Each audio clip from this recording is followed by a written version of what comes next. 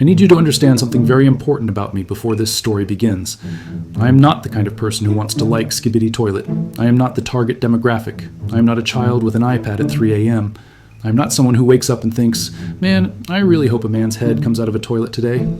In fact, for months, I treated Skibidi Toilet the same way you treat a raccoon in a Walmart parking lot. You acknowledge it exists, you don't make eye contact, and you definitely don't invite it into your home. That was my relationship with Skibidi Toilet. It existed over there on the internet. People talked about it in whispers. Kids screamed about it. Adults pretended it didn't exist while secretly knowing way too much about it. And every time it came up, I did what any self-respecting internet adult does. I laughed. The kind of laugh that says, yeah, okay, buddy, whatever you say, while internally filing it under brain rot that will be forgotten in 2 weeks. Because, let's be honest, guys, the name alone sounds like something generated by a keyboard falling down the stairs. So I avoided it. I scrolled past it. I muted words. I blocked accounts.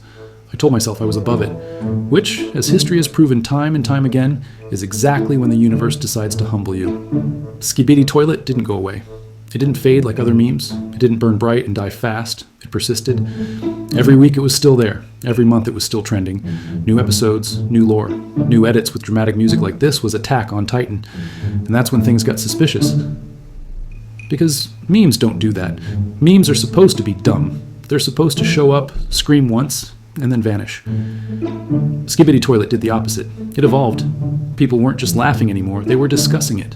And anytime you hear the word lore attached to something that looks like it was animated in a fever dream, you should feel fear. I started seeing comments like, episode 57 changed everything. Changed what, bro? It's a toilet. With a head. Why does it have episodes like a Netflix original? Why are there numbers past 10? Why are people emotionally invested? None of this made sense, and the more I pretended not to care, the louder the internet got. YouTube kept recommending it. TikTok wouldn't stop showing clips. Even people I trusted, people who used to have opinions, were saying, I thought it was dumb too. But then I watched it. That sentence is dangerous. That sentence has ruined lives. But the final straw wasn't a recommendation. It was a comment. Some random person, probably 13 years old, definitely unbothered, said, if you actually watched it, you'd understand. That's all it took. Because nothing triggers the human brain faster than being told you wouldn't get it. Oh, I wouldn't get it? I've watched 3-hour video essays on video games I've never played. I've sat through anime with 900 episodes. I once watched a documentary about concrete. Fucking concrete. And you think I can't get Skibidi Toilet? Fine, I'll watch one episode. Just one. Not because I want to, not because I'm curious, but because I want to prove scientifically that it's trash. This was my plan, and also my mistake. I clicked the video. No expectations, no hope. Arms crossed, brain fully locked. The video started. Immediately I was confused, because it wasn't loud. It wasn't overstimulating in the way I expected. It didn't scream. It didn't beg for attention. It just existed. A head came out of a toilet. Music played. It was weird, but not in the way I had prepared myself for. I waited for the punchline. Then the video ended. And my first thought wasn't laughter. It was, wait, so that's it? That's what everyone's talking about? This? I felt validated, relieved. I had been right. It was dumb. I had proof. I could close the tab, return to my life, and continue judging from a safe distance. Except the next video autoplayed. The important thing you should know is I didn't click the second episode. YouTube did. And for a split second I considered stopping it, but the episode was short, very short. And I thought, fine, let it play. I've already wasted 30 seconds. This is how Skibidi Toilet gets you, not with force, but with momentum. The second episode was slightly different, still weird, still toilets. But something had changed. There was movement, there was conflict, there was intent. I caught myself leaning forward, just a little. Not enough to admit interest, but enough to be dangerous. Then episode 3, then 4, and suddenly I realized something horrifying. I was no longer watching, ironically. I was actually enjoying it. At this point, my brain went into full defense mode. This doesn't count, I told myself. I'm just observing internet culture. This is research. I'm doing this so I can make fun of it better. Meanwhile, my watch history was quietly filling up with toilets. The episodes started introducing patterns, recurring elements, rules. And the worst thing you can give a human brain is rules, because once there are rules, the brain starts tracking them. Once it starts tracking, it starts predicting. And once it starts predicting, you're cooked. I started noticing certain characters lasted longer, some toilets were stronger, some episodes ended on cliffhangers, Yes, cliffhangers in a series about toilets.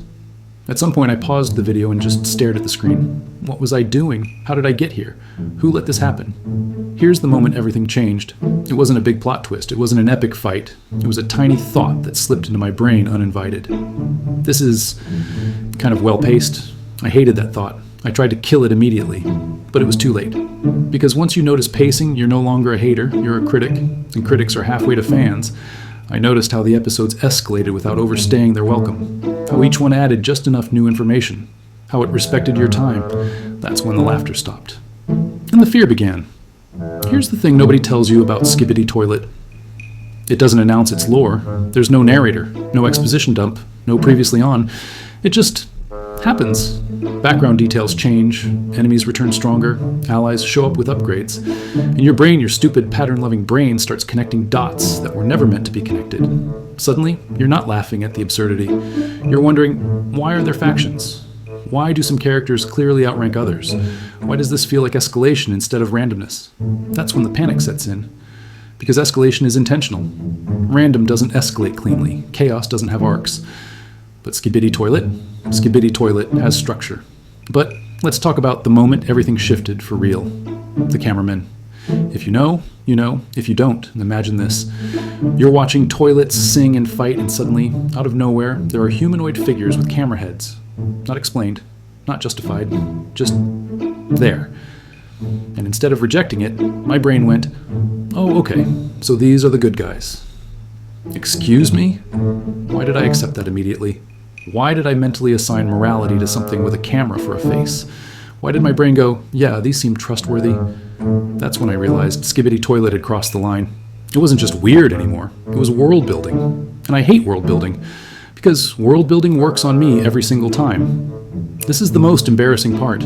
I didn't notice it at first. It was subtle. A cameraman got taken out, and my reaction wasn't laughter. It was, oh, come on, really? That's not a joke reaction. That's a sports fan reaction. That's the reaction you have when your team fumbles the ball, not when a toilet explodes.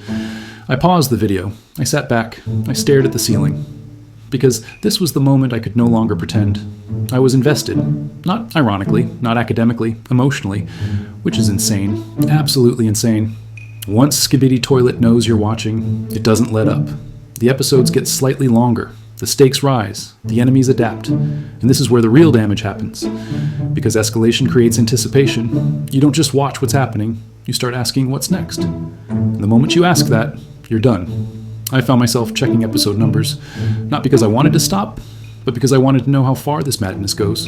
That's when I realized there were dozens of episodes. Dozens. This wasn't a meme, this was a series, short episodes, constant progression, no filler. And this was the moment I respected it. I realized that someone sat down and planned this. Someone thought about pacing, visuals, escalation, payoff. Someone made creative decisions. And worst of all, they made decisions that worked. That's when the joke stopped being Skibidi Toilet is dumb. The joke became Skibidi Toilet has no right to be this effective.